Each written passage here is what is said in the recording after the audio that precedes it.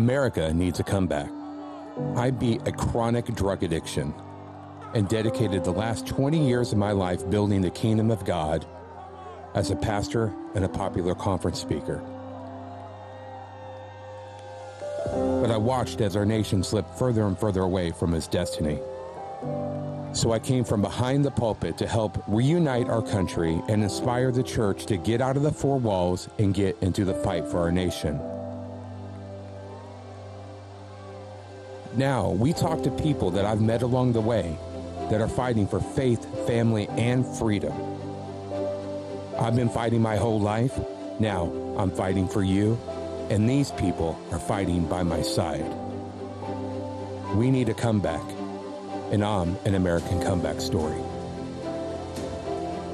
I'm Derrick Gates, and this is The Current. Welcome, guys, to another episode of The Current. I have an exciting guest with me today. Many of you know that we are in a battle, not just in California, but in our nation. It is really imperative that we stand up as Americans in this time, that we stand up for what's right, we stand up for God, we stand up for our country, and we stand up for our brothers and sisters that are next to us, even no matter what their faith is. You know, as somebody who's going to jump into the governmental mountain, you have to understand that it's not just Christians that we're fighting for. We're fighting for United States citizens, period. And over the last few years, I've met a lot of amazing people, and it's just been one of the joys of my life to fight beside these people. And today, I have a friend with me, Daniel Mercury, and I've met Daniel Mercury several times along the way, and we're getting to know each other better, and I hope to even get to know him more. But Daniel's here today, and Daniel ran in the special recall election against Governor Newsom just last year, and he's going to jump into the race again, and we have faith in him. He's an amazing guy with an amazing story, and we're going to visit with him today. Daniel, will you give us, a 20-second elevator pitch of who you are, what you're about? Well, as I tell everybody, I was born in Southern California. I am a husband, a father, a veteran, and at the end of the day, I'm a common man. I mean, I'm as common as they come, and I'm all right with that. What we're experiencing right now is not what I fought for, not as a veteran.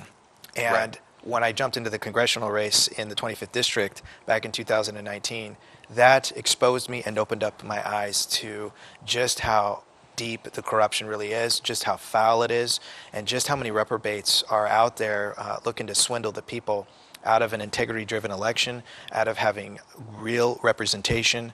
And it's really just opened my eyes to what we need to do. And what we need to do is, my platform is, it's time to clean house. That's so good. That's so good. And you're right, man. When I got involved on this side of what's happening, I had this fantasy about how it was going to be. We're all going to get together and we're going to sing Kumbaya and, we're all going to take the nation back, right? Right.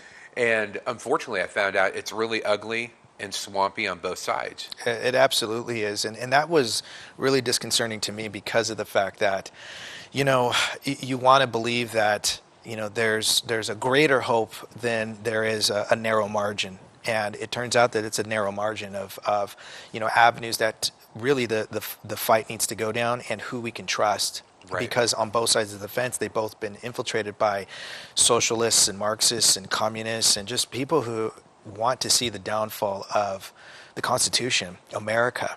Right. And it really is just, it's being eroded away with daily. And so much so that, people are being inundated. They can't keep up. I have a hard time. No doubt you probably have a hard time when it comes to the amount of, SB and AB bills that are completely egregious to the supreme laws of the land. And people just don't know how to keep up with the taxes, the mandates, the regulations, the lockdowns. It's really negatively affecting people as to, just throwing their hands up and they're thinking, well, maybe if I just acquiesce, it'll all go away. When that's not the case, right? What's the old saying? It's a simple saying, but you give a mouse a cookie, it's going to want a glass of milk. Well, I've never heard that saying, but I like it. I think I'm going to use it from now on. Tires. How do you think that the lockdowns, it's something that, everybody's interested in today, maybe because of the fear of them coming back, we surrendered rights. Now they always know that they can do that to us. How do you think the lockdowns played into what's happening today or even played into communism or socialism or Marxism along the way? How do you think that?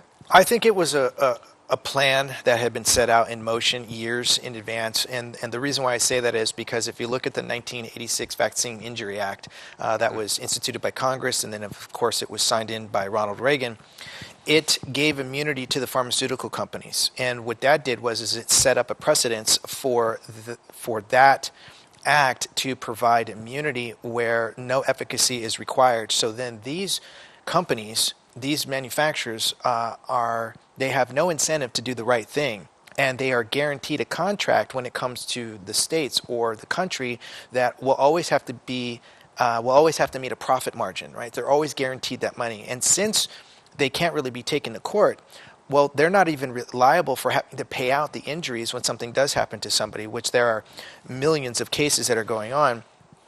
So what ends up happening is unfortunately, that then comes out of the people's pocket. It goes into a trust. So the taxpayers have to pay on somebody's injury, not these pharmaceutical companies. This was definitely a plan in motion that was capitalized on. So when the pandemic happened, that was then utilized to sort of isolate people to steal, in my personal opinion, in my research, a stolen election. Right, the presidential election, by far, in my personal opinion, was just egregious to the people. It was completely stolen. There's thousands of affidavits, and all it did was it opened up the eyes of a lot of people as to just how deep the corruption goes. Right. And I think that set out the precedence to what we're experiencing now. That because they were able to put the people in fear, many are suffering from cognitive dissonance. Yeah, not realizing absolutely. that, this was the plan in and of itself to take control of your sovereignty. We think, as people who scream civil rights, that we can sign over our rights, that we can give them away, but that's not actually correct. You don't want to scream for civil rights. You don't want to scream for civil liberties. The problem with that is that civil rights are immunities and privileges that are given out by the government. But when you scream your God-given unalienable rights, that is part of nature, and they are natural, which is in the preamble of the Declaration of Independence. And Right.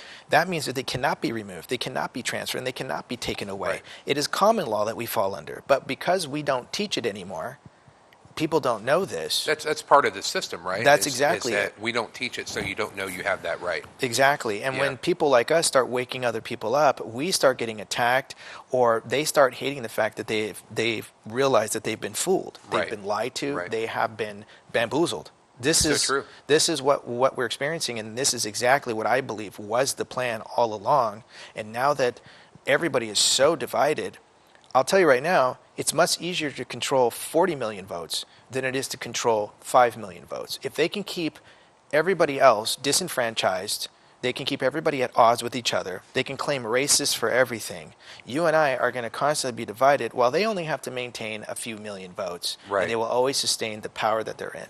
That's right. One of the things that impressed me when I started to hear you speak was your openness to talk about Christ, God, and even some end time things. I would hear you talk about that. And I'm like, man, he's bold with where he is. I've never heard you claim to be perfect in any way. I've No. never heard you claim that you got it all figured out. And that's the kind of guy I like. Yeah. We're imperfect people. We don't claim to have every answer to everything, but we know the season that we're in. I believe that. And one of the things that I got basically disbarred from life. When I got canceled from the church before I got canceled from social media type Right. of thing, that type of deal, for standing up for what I thought was right during 2020 and beyond. One of the things that people kept saying to me was obey the laws of the land. They kept saying, well, you need to obey the law of the land. If the government's telling you to shut the church down, then shut the church down. If the government's telling you to, shut your life down, shut your life down. I said, wait a second. The supreme law of the land is the Constitution. Mm-hmm. And above that is our God-given rights. Mm-hmm. So if the law goes against what the Constitution, and even more than that, what our God-given rights are, then it's out of line. Correct. And people didn't want to hear that. Right. No, I think people. I always tell people when I go to an engagement that Jesus Christ is my Lord and Savior, and if that offends you, then go find go find your safe space, because that's not something I'm going to provide because you have thin skin. Right. And now my platform is still, starve the government, feed the people, but now I'm here to offend you because the truth offends. Yeah, that's and, right. And I'm going to tell you what you need to hear and what you have to hear. I'm not interested in how you want to hear it. I'm not interested in the fact that you want a participation trophy. I don't provide any of that garbage. Right. We have this self-entitled generation. It's so true. That's why we're here. That's exactly why we're in a here. Situation where I call we're a microwave society. Yes. We want what we want, and we want it right now, and people don't want to work for it. Nobody wants to work for it. No. Nobody wants to take the time to educate themselves. I get people that, will ask me, what law school did I go to? I didn't go to a law school. I just got off my behind. I went and I got books, and I started looking at the histories of things. That's and right. I became self-educated. That's right. I don't care for accolades. I'm not interested in master's degree, PhDs. In fact, a lot of the things that are taught in our schools, in my personal opinion, need to be regrounded from the bottom up because of the fact of this indoctrination and this mentality and the removal of God. That's fact. We have removed God out of our country, out of our lives, and people say, well, you got to keep a separation of church and state. No, that's not what that meant. And yet at the same time... Yeah, people don't understand that. They don't understand what that separation of church and state... Can you take 20 seconds and explain the separation of church and state from your point of view? From my studies and my point of view was basically that the government wasn't going to establish a doctrinal religion. Right. And it was going to force the people to engage in that religion. That was the separation. It didn't mean that because... It was to protect the people from the government. It wasn't the other way around. Exactly. We were always supposed to influence government. That's who we are. We are the people supposed to be influencing the government. And when we look at this, people have to understand, I'm accountable to God, which means that when you don't have God in your life, in my opinion and from my setting and from my own belief, then you're accountable to no one. So if I'm accountable to no one, then you can't sit there and be upset with the laws that are coming out when we look at these SB and AB bills, especially here in California, that undermine your sovereignty, undermine your God-given rights when they are also not in agreement, right? If you look at Mayberry versus Madison, if you look at Miranda versus Arizona, and you look at these 1,800 lawsuits, you'll find that they have already been ruled that if any law is not harmonious or in agreement or repugnant to the Constitution, it's null and void. You put a governor like me in office who understands this, it's not a matter of, we've got to go through the lengthy process of, statutory laws that, have to kind of get, whatever recalled, or they have to be, we have to put out another AB and have the people vote on it. No, it's null and void. That's right. it. There's no judge. There's no legislative body. There's nobody that can say anything against it because of the fact it's not an agreement. Right. Right. This is where we're at. And again, we've removed the ability of people being accountable to an almighty God. Right. That's good, man. That's good. What would you say for those that are interested in the state, also the broader spectrum of the United States, and then even the world? Because, this show airs a lot in Europe and across the world. What specifically, could you give me 2 or 3 specific crimes that you believe Newsom has had against the citizens of California? Oh, well, I mean, the laundry list is very long with what he's The French laundry list? The French laundry list. No, I mean, we could look at a number of things. I could look at, for instance, one of the things that I think is egregious to the people of California is when we look at the EDD, right, the unemployment office.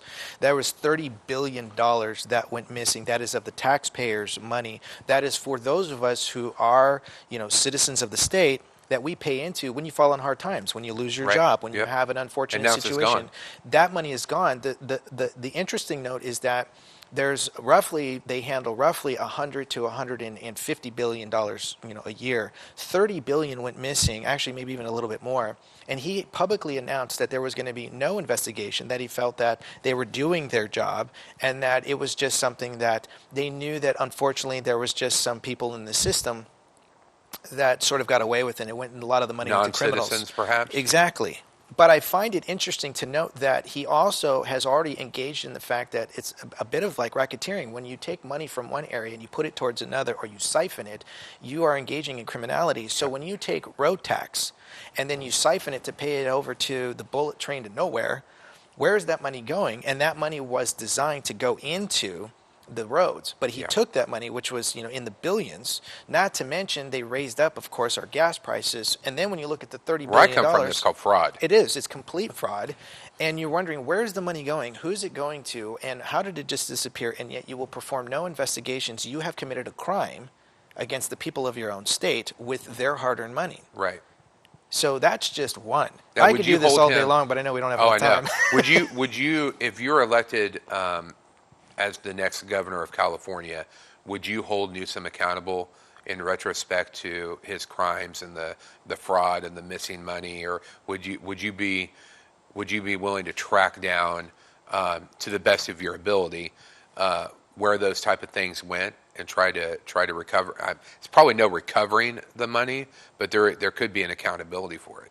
Well, I would say yes. The accountability right now, first and foremost, with every legislator, with every judge in the state of California, and our executors, anybody who violates their oath, you have engaged in a crime against the people of the state. Right. Let's wait a second. Let's talk about that for a second, though. That's a big problem that I've seen over the last 3 years now. Gosh, Can you believe we're going into 3 years of this? I know. 2 weeks, right? 2 Right. weeks to stop. 2 weeks. Yeah.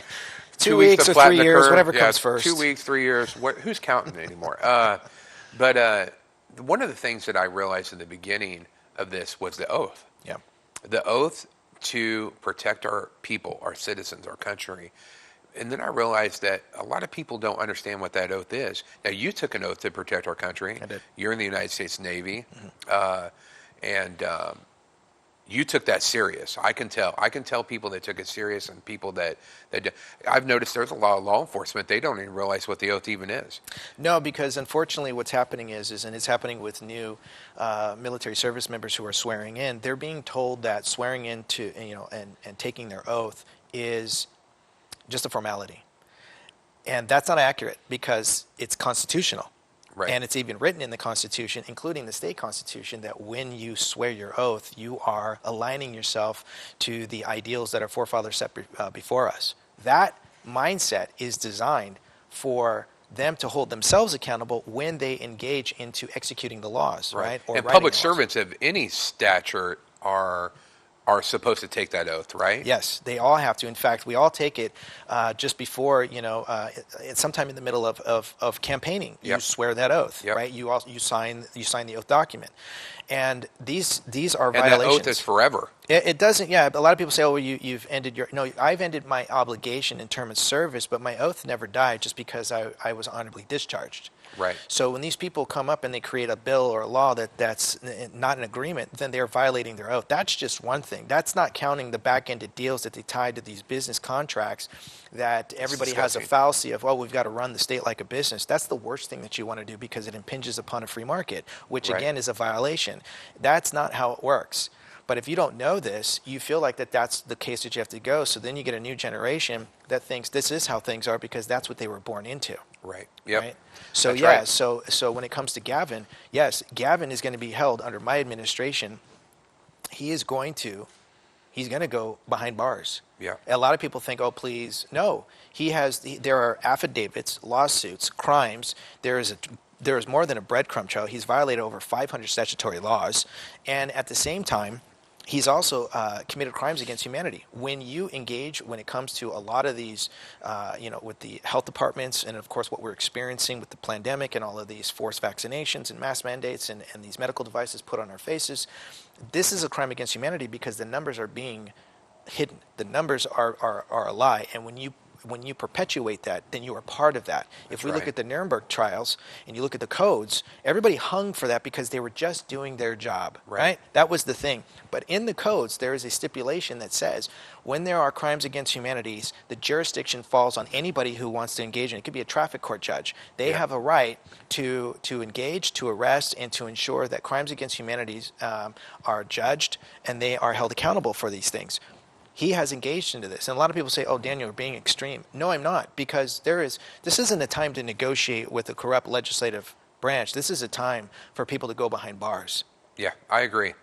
So how do, in your opinion, how do Christians today that somebody might be watching, whether it's here in California, in the nation, or even overseas, because frankly, other countries have it worse off than we do. Right. How do you propose a Christian get involved? For instance, they're going to a church that doesn't want them involved. What is your advice for them? I would say to anybody who is a Christ believer, you are not meant to just sit there on bended knee. If I look at the Bible and I look at people in the Bible, I could look at Noah. Noah didn't just sit around and wait for the flood. God gave him instructions, but he had to meet God halfway, meaning he had to go out. He had to get the wood. He had to gather up. He had to prepare. It took years, but it took effort on your part. God's there. He's giving you the instruction. His words are in front of you. You cannot just sit there simply on bended knee only. You have to get involved. You want change, you have to get involved. So true. It's not enough to just sit there and hold up a sign on the corner of a street. That's great, and that's activism, and I always appreciate it because it brings awareness. But you also have to do something else, like run for office. You have to recall people. You have to start making claims against those who have violated their representation against you. You have to start learning what's going on around you. You have to start involving yourself even when there's conflict and not be afraid of conflict. And I think a lot of Christians have simply acquiesced, have thrown their hands up in the air and become so disenfranchised they don't want to involve themselves anymore. That's not what Christ asked us to do. No, we got to be people of action. Yeah. That's exactly what we need. I saw it. This is not mine. I saw it floating around social media somewhere a while back, but I've used it since then. Is that if it was left up to the modern church today, David would still be praying for Goliath instead of cutting his head off. Right. And today it's time to cut some heads off. Right. Obviously, figuratively speaking, for those watching. But it's time for action. It's time to do.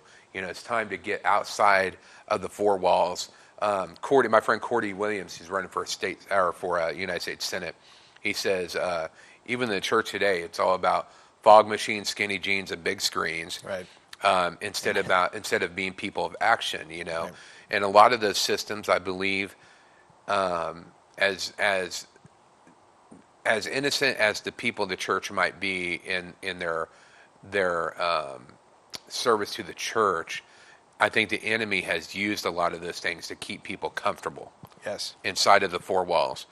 I said a while back that the enemy is content with losing you to a church that's going to keep you inactive. Correct. We can keep you inside the four walls of a nice church that has the best coffee and the best donuts, and right. and you go and you serve your time in the children's ministry or whatever it is. Yep. As long as we keep you off the streets and out of the way of the enemy doing what he's doing. Yep. Whereas I believe that you can be an armchair quarterback and never be effective for the kingdom of God or for our nation. Yep. You can be that person that dives deep into the rabbit hole and does all the research, but still you never be a person of action. I believe God is raising up people like you, other people like me, to be people of action. We're not armchair quarterbacking it. We're getting into the game. Yep. God wants to take people from those places and put them in the game. So how can people get involved with your campaign? Well, people can go onto my website if they go to danielforcalgovernor.com. So again, that's Daniel, F-O-R, Cal, C-A-L, governor.com. And on my website is all of the social media sites that I could find, that have high popularity. So again, right. Are you on the new one, the Truth? I did. I actually just signed up. Yeah. I think I'm a member. They said they'll get back to me in line. I'm 527,687. Waiting my turn. Right. And that's great. But I am on all of the social media platforms that that are most known: Telegram, Sure. Twitter, Instagram, Facebook, Rumble, BitChute. What's your favorite? Parler. Gosh. Well, right now, the one that I think I like the most, but I'm not a fan of it, is probably Instagram and Rumble. Yeah. So I like Rumble because all of my videos, despite the length, they've never taken anything down. Right. So I would say they're probably What about content? Same with content. They Okay. haven't removed anything. Because you get into some stuff that could possibly be taken down. Oh, a lot of my videos on other other sites have been removed. Yeah. They removed videos on TikTok, Me too. videos on YouTube, Facebook. They've been flagged. They've been removed. Somebody got my accounts taken down. I've had literally 4 TikTok accounts. I think I would have had already over 40,000 subscribers, but every time I get to that 15 mark, it drops back down, or it completely gets wiped out. Yeah. I have to start over again. People say, "Why are you on those platforms?" The problem is that there's a lot of other people on those platforms, right? If you look at we're Jesus, not on it for ourselves. No, We're I'm on not it on for there the because people I we like reach. it. But Jesus didn't hang out with the prestige. He hung out with basically the homeless. He hung out with the prostitutes. He hung out with the people in the areas where you would least expect. Are you calling Facebook a prostitute? I guess I am. It's funny. But that's where people can go. So again, they can go to danielforcalgovernor.com. On there, there's a donate button on all the pages. If you want to get involved, you want to be a member of my team, all you have to do is go to the contact And you page. need door knockers. You need everything. Everything. I need people that are willing to share my videos. I need people that are willing to wear my T-shirts. You can And you get a T-shirt on there, right? Yes, you can go to the page where it says attire, and you can buy sweaters, T-shirts, You got long hats? sleeves. I'm a hat guy. I haven't got hats yet. You gotta get some hats. But I'm working on the hats right now. And all of that helps out because honestly, when you run for office, I'm not a fan of asking for money, but I've been doing this now for almost 3 years, pretty much on my own dime. Yep. I'm grateful for people who have donated, but it's to make a dent, it takes a lot more efforts. That's right. Well, guys, I just can't thank Daniel enough for coming. He's an amazing guy. He's a faithful servant of God. And he's right. We can't do this without money. Please go to Daniel's website, buy some merch, drop a donation into his donate button there. And it takes a lot of money, guys. I mean, we're on the road 24/7, it seems like, I was at the gas pump yesterday, and I'm just like, $100. And I have to do that, at least 3 times, maybe sometimes 4 times a week, and it's just absolutely expensive to do that. So guys, make sure to go to my website. It's official DerrickGates.com, or the ministry site, which is on the thing there, DerrickGates.com. We can't save this nation without you. It takes money. We are up against evil people. We're up against evil billionaires that have all the money in the world. People think it's conspiracy, but Soros is funding billions of dollars into this evil campaign. And we can't do it without you. It takes you. It takes effort. It takes people joining and knocking on doors. It takes the money. Nobody likes to ask for money, but we absolutely need it. And, we're going to continue to fight. We're going to continue to fight for you. But more importantly, we want to fight with you. We want you standing beside us. We want to build that wall of faithful people that are willing to stand up against the evil. But we can't do it unless you become people of action. So be a person of action. Stop being an armchair quarterback. Get into the game. Guys, thank you for coming to another episode of The Current, and we can't wait to see you next week. God bless you all.